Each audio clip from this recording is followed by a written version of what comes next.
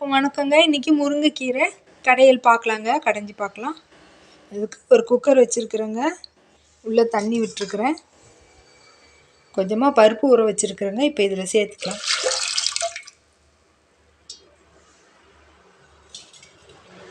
சின்ன வெங்காயம் கொஞ்சம் உரித்து வச்சுருக்குறேங்க.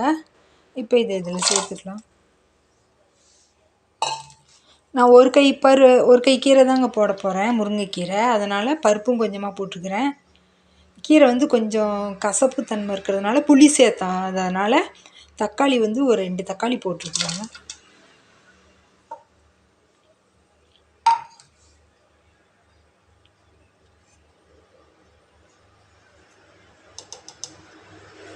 மஞ்சத்தூள் ஒரு 1/4 ஸ்பூன் சேர்த்துக்கலாங்க. குட்டி ஸ்பூனில் ஒரு 1/4 ஸ்பூன் சேர்த்துக்கிறேன்.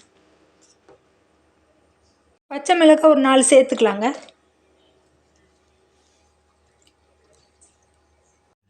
குக்கரை மூடி போட்டு மூடி வச்சுட்டு ஒரு 2 விசில் விட்டுக்கலாங்க.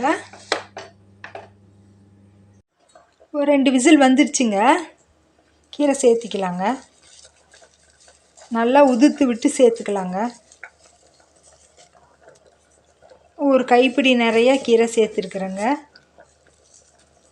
இது ஒரு 5 நிமிஷம் வேகட்டுங்க.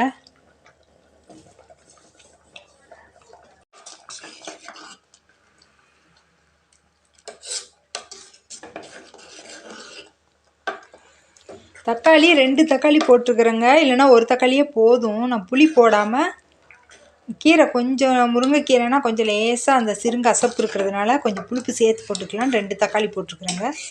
இது 5 நிமிஷம் வேகட்டுங்க. தாளித்து கொட்டிக்கலாம். 5 நிமிஷம் நல்லா கொதிச்சிடுச்சுங்க. இப்போ இதை கடைஞ்சி எடுத்துக்கலாங்க. வானல் வச்சு 2 ஸ்பூன் எண்ணெய் விட்டுருக்கலாங்க. கொஞ்சமாக கடுகு போட்டுக்கிறேன். கொஞ்சமாக வெந்தயம் சேர்த்துக்கலாம்.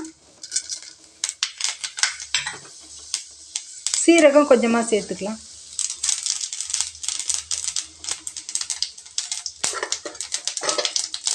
பூண்டு ஒரு 10 பல்லு தட்டி வச்சுருக்குறேங்க. இப்போ இதை சேர்த்துக்கலாம்.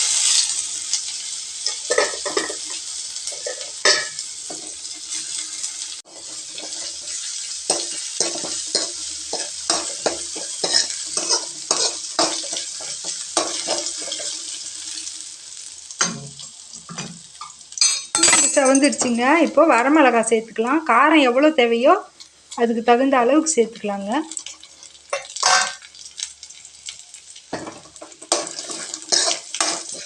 பச்சை மிளகாய் சேர்த்துருக்கிறதுனால காரம் நான் கம்மியாக தான் சேர்த்துக்கிறேன். எந்த அளவுக்கு நம்ம செய்கிறோமோ அந்த அளவுக்கு சேர்த்துக்கலாம்.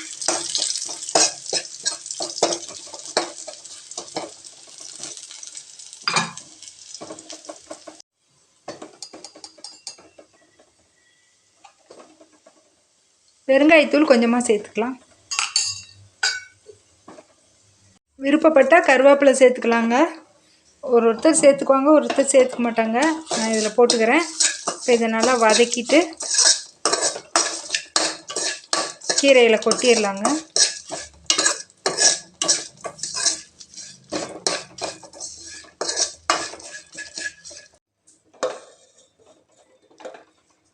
இப்போ தாளித்ததை இதில் சேர்த்துக்கலாங்க.